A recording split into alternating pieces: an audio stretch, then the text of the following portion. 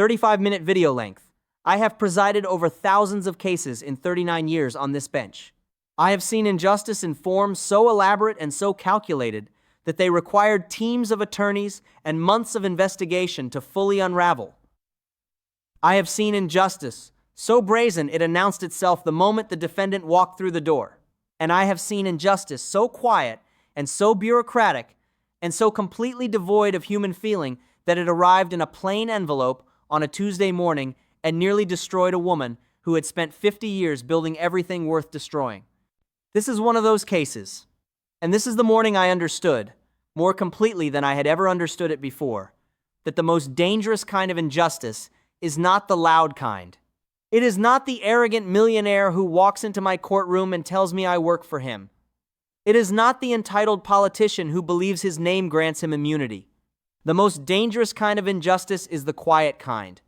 The kind that comes dressed in official letterhead and legal language and the cold, indifferent momentum of a system that has forgotten there are human beings inside the cases it processes. On a Thursday morning in March, a woman named Rose Callahan walked into my courtroom. She was 73 years old.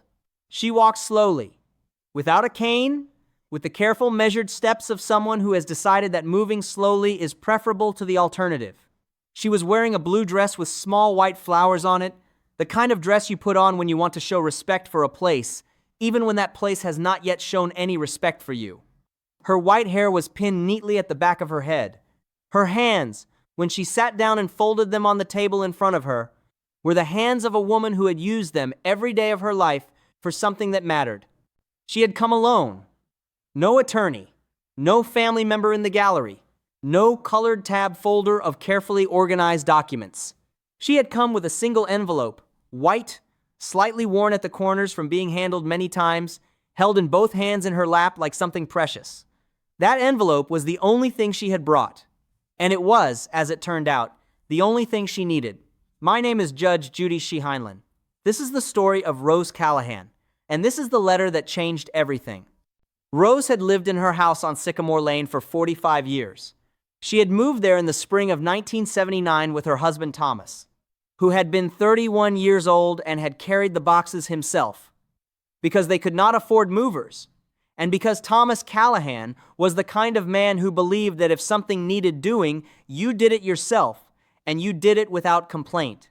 They had moved in on a Saturday. By Sunday evening, every box was unpacked, every picture hung, every cup in the cabinet, because Margaret had said she did not want to live out of boxes, and Thomas had said, then we will not live out of boxes. And they had worked through the night together, and in the morning, they had sat at the kitchen table with 2 cups of coffee and looked at their home and known that this was the beginning of something that would last. It lasted 50 years. Thomas and Rose had raised 2 children in that house. Their son Daniel had been born the year after they moved in, their daughter Patricia 3 years after that. The children had grown up on Sycamore Lane, had gone to the elementary school 4 blocks away, had come home every afternoon through the same back door, had left muddy shoes on the same mat that Rose still kept in the same spot 45 years later. Because some things you do not move, because moving them would mean acknowledging that the people who use them are gone. Thomas had retired from the Postal Service after 34 years. He had loved his work in the specific, quiet way of a man who finds genuine satisfaction in doing a simple thing with consistency and care. He had walked his route for 34 years through every kind of weather, and he had known every name on every mailbox, and he had retired with a party at the local hall and a card signed by more people than he could count, and he had come home that evening and sat in his chair in the living room and told Rose that he was the luckiest man he knew. She had said, I know. And he had said, I mean it, Rose. I am the luckiest man I know. And she had believed him because Thomas Callahan had never once said anything he did not mean. He had died 14 months ago, in the living room, in his chair, on a Wednesday afternoon in January, while Rose was in the kitchen making soup. She had heard nothing unusual. She had come in 20 minutes later with 2 bowls on a tray and found him there and known immediately, and set the tray down carefully on the side table and sat on the arm of his chair and held his hand and talked to him for a while before she called anyone. because she needed those last few minutes, and she took them, and she has never apologized for taking them. They had been married for 50 years. 50 years, 3 months, and 11 days. The house on Sycamore Lane was paid off. Had been paid off for 16 years. Rose owned it outright, completely, with no encumbrances. The way you own something when you have spent decades earning the right to it. It was hers, every room of it. Every wall Thomas had painted. Every shelf he had built. Every corner of the garden Rose had planted and tended through 45 springs. The proceeding against her had begun 6 months after Thomas died. It had originated not with a municipal citation or a property code violation, but with something smaller and more insidious. It had originated with a homeowners association. Sycamore Lane had been incorporated into a homeowners association 8 years earlier, when a property management company called Crestwood Community Management had bought the development rights to the surrounding new construction and had extended their association jurisdiction to include the existing older homes on the lane as part of a zoning consolidation agreement with the city. The existing homeowners had been notified by letter. Rose had received the letter. She had read it. She had filed it. She had continued living her life. For 6 years, the association had been largely irrelevant to Rose's daily existence. She paid her quarterly dues of $45 without fail. She maintained her property. She had never received a complaint or a citation or any communication from Crestwood Community Management beyond the quarterly invoices which she paid within a week of receiving them. Then Thomas died. And in the months that followed, in the fog of grief and adjustment, and the particular exhaustion of learning to inhabit a life that had been built for 2 people when you are now 1, certain things had slipped. The quarterly invoice for the first quarter of the year had arrived in February, 6 weeks after Thomas's death. Rose had not seen it. It had come when her daughter Patricia was staying with her, and the mail had been collected in a pile on the hall table, and somewhere in the management of those weeks it had been missed. Crestwood Community Management had sent a late notice. Rose had not seen that either. She had been in the hospital for 4 days in March with a respiratory infection, a consequence of the immune system's tendency to weaken under the sustained pressure of grief. And the late notice had arrived while she was gone, and had sat on the hall table with the rest of the mail she had not yet been well enough to address. The second quarterly invoice had arrived in May. Rose had seen that one. She had paid it immediately, along with the first quarter's overdue amount plus the late fee of $15. She had sent a brief note with the payment explaining the circumstances of the previous months. She had considered the matter resolved. Crestwood Community Management had a different view. Under the terms of the Homeowners Association agreement, any member with a payment delinquency exceeding 60 days was subject to an administrative review process. That process, once initiated, ran on its own momentum through the company's systems. It did not stop because the underlying payment had been made. It did not stop because the member had included a note of explanation. It moved forward automatically, generating documents and fees and notices, each one escalating the situation further, each one produced by a system that had no mechanism for considering the difference between a deliberate default and a grieving widow who had been in the hospital. By the time Rose received the first formal legal notice from Crestwood's attorney, she owed, according to their accounting, $780 in fees, penalties, administrative charges, and attorney costs that had accrued on top of the original $45 quarterly due. She had written a check for $780, every dollar of it, and sent it with a letter explaining the full history of what had happened and asking that the matter be considered closed. Crestwood's attorneys had cashed the check. Then they had sent another notice advising that additional attorney fees had accrued during the processing of her payment, and the outstanding balance was now $340. Rose had paid that too. Then they had filed for foreclosure. Not eviction. Foreclosure. Under the Homeowners Association agreement, a member who had been subject to formal legal proceedings, regardless of whether those proceedings had been resolved by payment, could be referred for foreclosure action if the association determined that the member represented an ongoing compliance risk. Crestwood Community Management had made that determination.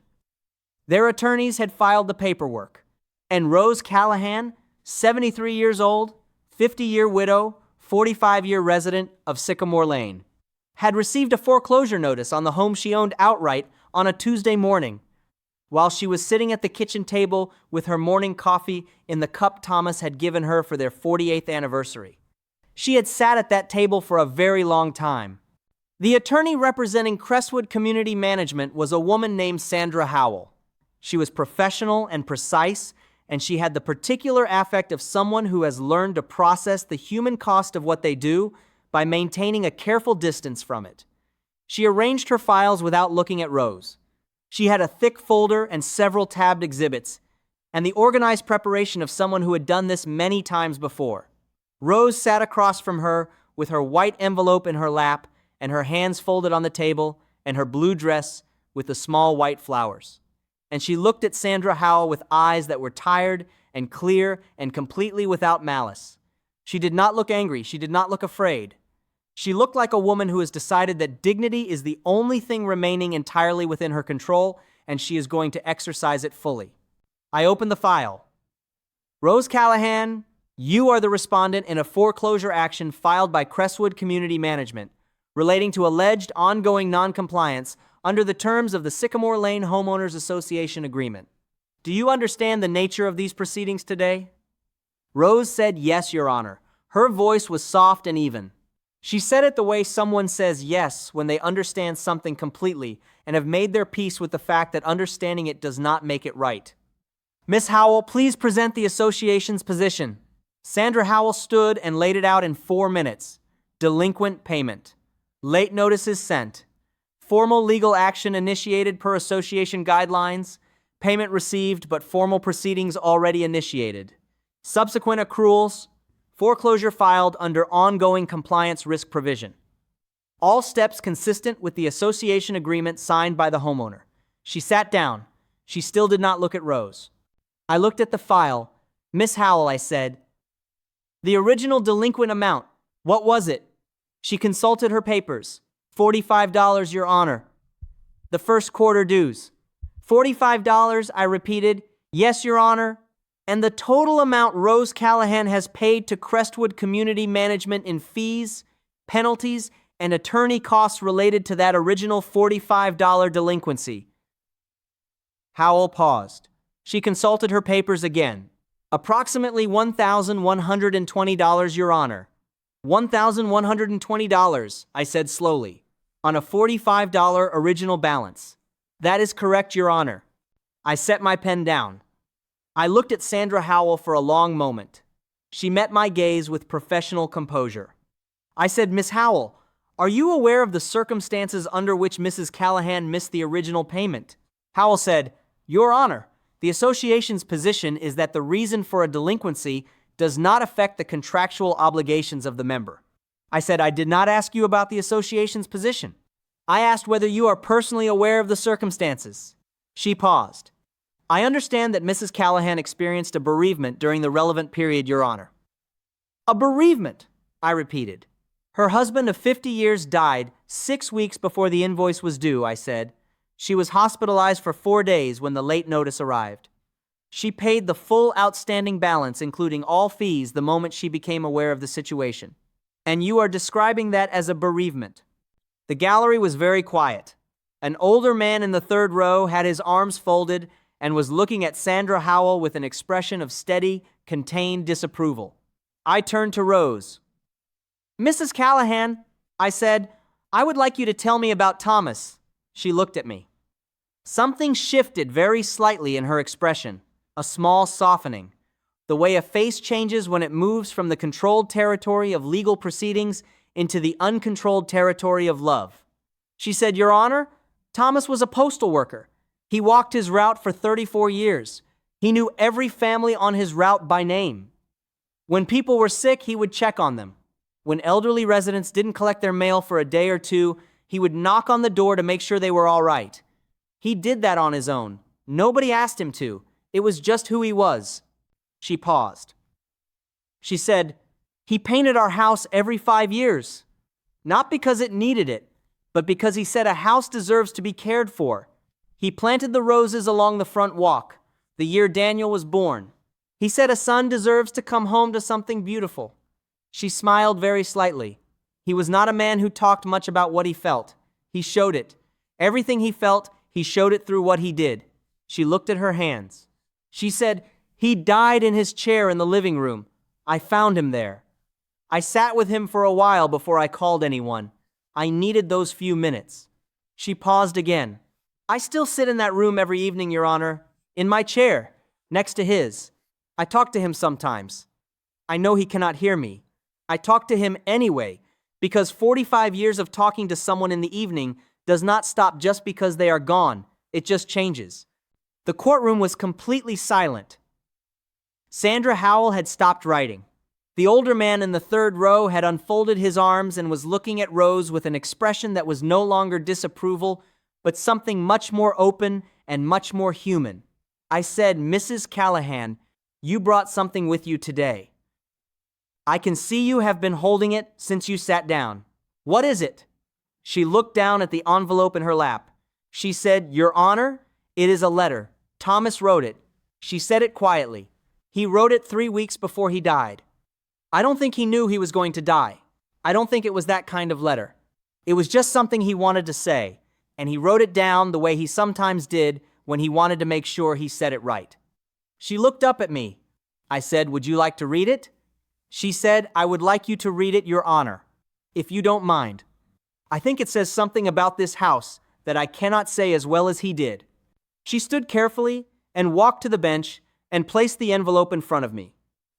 Then she walked back to her seat and sat down and folded her hands in her lap and looked straight ahead. I opened the envelope. The letter was written on 2 pages of plain white paper in a handwriting that was careful and deliberate. The handwriting of a man who did not write often but took it seriously when he did. I read it to myself first. Then I looked up at the courtroom. I said, "I am going to read this letter aloud. I want everyone in this room to hear it." I began to read. "Rose, I have been meaning to write this down for a while now, and I keep putting it off the way I put things off when I am not sure I can say them right. But I am going to try. I want to tell you about the house. Not the building. The house. The place we made. I remember the morning we moved in. You said you didn't want to live out of boxes, and I said then we won't. And we worked all night, and in the morning we sat at the kitchen table and drank our coffee, and you looked around and said, 'This is ours, Thomas. This is really ours.' And I thought then that I was the luckiest man alive, and I have thought so every day since. I have been thinking lately about everything that house has held. Daniel's first steps across the kitchen floor, Patricia's laugh in the back garden, that big laugh she has. You always said she got it from my side, and I never argued the point. The Christmas Eve in '89 when the boiler broke, and we put every blanket we owned on the bed and laughed about it until 2 in the morning, because what else do you do? I want you to know something, Rose. If anything happens to me, and I know something will happen eventually because that is how it works, I want you to stay in that house. Not because it is practical or because it makes financial sense or for any reason like that. Because that house is us. It is every ordinary day we ever had together, and ordinary days are not ordinary at all. They are everything. They are the whole thing. I want you to have your mornings at the kitchen table. I want you to have the garden in the spring. I want you to have the room we shared and the chair by the window where you read in the evenings and the sound of Sycamore Lane in the early morning when it is quiet and still and the whole day is still ahead of you. I want you to have all of it. For as long as you want it. That house is yours, Rose. It has always been yours. We just lived in it together, and I am grateful every single day that we did. All my love, always. Thomas. I set the letter down. I pressed my fingers against my eyes for a moment. I have been on this bench for 39 years, and I have held my composure in every situation this work has produced. I held it then, but only just. The courtroom was not silent in the ordinary way. It was silent in the way that only happens when something true and irreducible has entered the room and everyone in it has felt it at the same time. The older man in the third row had his head bowed. A woman near the back had both hands pressed to her face. Sandra Howell was looking at the table in front of her, and she was not writing, and she had not been writing for a long time. Rose Callahan sat in her chair with her hands folded in her lap and her eyes very bright. And she was not crying. She was doing what Thomas had described. She was being Rose. She was being the woman who sits with the person she loves in the last minutes and takes what she needs and does not apologize for it. I stood up from the bench. I want you to understand what that means in my courtroom. When I stand up, everything changes. The room changes. The air changes. Rose looked up at me and she held my gaze and she did not look away. I said, Sandra Howell, Crestwood Community Management, I want you to listen carefully because what I am about to say is going to be entered into the record of this court and it is going to stand. I turned to face her fully. The foreclosure action filed against Rose Callahan is dismissed, entirely and immediately. The legal basis for this action, the ongoing compliance risk provision of the Homeowners Association Agreement, is not applicable to this case. Mrs. Callahan has paid every dollar demanded of her, including $1,120 in fees and penalties generated by a system that continued to run while she was burying her husband and recovering from a hospital stay. She is not a compliance risk. She is a 73-year-old woman who missed a $45 payment during the worst months of her life and paid everything demanded of her the moment she was able. I paused. Furthermore, I am ordering Crestwood Community Management to refund to Rose Callahan the full amount of fees and penalties collected beyond the original $45 quarterly dues. That amount is $1,075. It was generated entirely by the automated momentum of a system that was never asked to consider whether what it was doing was just. It is being returned. Howell stood. Your Honor, the association's contractual position. I held up one hand. Miss Howell, I have read the Homeowners Association Agreement in full. The ongoing compliance risk provision requires that the association demonstrate a pattern of non-compliance. A single missed payment during a documented bereavement period followed by full payment of all amounts demanded does not constitute a pattern of non-compliance under any reasonable interpretation of that language. The foreclosure had no valid legal foundation. It is dismissed. I looked at Howell directly. I also want to say something to you personally, Miss Howell. You are a competent attorney. I can see that from your preparation. But somewhere in the execution of this case, you forgot to ask the most basic question available to you. You forgot to ask whether what you were doing was right. Not legal. Right. There is a difference. I strongly suggest you remember that difference in future. Howell sat down. She did not look professional anymore. She looked like someone who has been shown something about themselves that they are going to have to spend some time with. I turned to Rose. I said, Mrs. Callahan, your home is yours. It has always been yours. Thomas was right about that. I want you to go home. I want you to sit at your kitchen table with your morning coffee. I want you to tend that garden this spring. I want you to talk to Thomas in the evenings in the chair by the window for as long as you want to. Because there is nothing wrong with talking to someone you love just because they can no longer answer. The love that makes you want to say the words is still real. It will always be real. Rose looked at me. She sat very still for a moment. Then she said, Your Honor, may I say something? I nodded. She said, Thomas used to say that the world has more good in it than bad, but the bad is louder so people forget. She paused. I have had a hard year, Your Honor. Harder than any year I have known. And some of the hardest parts of it have been caused by people and systems that never once stopped to ask how I was doing. She looked at her hands briefly. But today someone stopped. Today someone read his letter and heard what he said and understood what this house means. She looked up at me. Today the world reminded me that Thomas was right. There is more good than bad. It is just quieter. The courtroom erupted. Not in noise, but in the particular collective exhale of a room full of people who have been holding something and have finally been given permission to put it down. The older man in the third row was wiping his eyes openly without embarrassment. The woman near the back was no longer covering her face. Even my bailiff, 11 years on that floor, was looking at Rose Callahan with an expression of complete undisguised respect. I did not call for quiet. Some moments do not need to be managed. They need to be felt. 3 weeks later, I received a letter. The envelope was blue, the same blue as the dress Rose had worn to my courtroom, and the handwriting was careful and unhurried, the handwriting of a woman who has learned that there is no reason to rush. It said, "Your Honor, I want to tell you that I went home that Thursday and I walked through every room the way you walk through a place when you have been reminded that it matters. I stood in the kitchen. I went out to the garden. The roses are not up yet, but I can see where they are coming. Another few weeks and they will be there. I sat in my chair that evening. Thomas's chair was beside me the same as always. I talked to him for a while. I told him what happened. I told him about you and about the letter and about the courtroom. I think he would have liked you, Your Honor. He always respected people who did their job the right way because they believed in it, rather than because they had to." She had added one more line at the bottom of the page. It said, "The garden is going to be beautiful this spring. I am going to make sure of it, for him." I put that letter in my desk drawer. It sits beside Thomas's letter now. They belong together. Rose Callahan walked into my courtroom with a white envelope and a blue dress and 50 years of love, and she sat down in front of a system that had never once asked whether what it was doing was just. And she did not rage against it, and she did not crumble under it.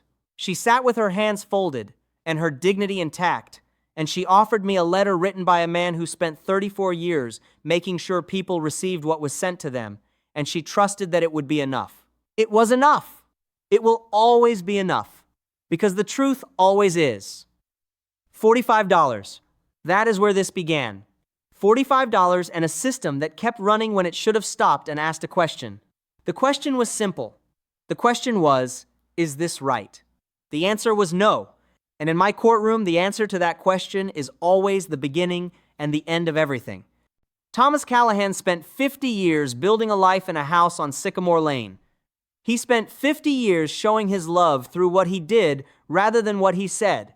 He painted the house every 5 years because a house deserves to be cared for. He planted roses because a son deserves to come home to something beautiful. He wrote a letter because the woman he loved deserved to have it in writing. And on a Thursday morning in March, the letter found its way into a courtroom where it was read aloud to a room full of people who needed to hear it. And it did what Thomas Callahan always did. It told the truth quietly and completely. And the truth was enough to change everything. Rose's garden is going to be beautiful this spring. I am certain of it.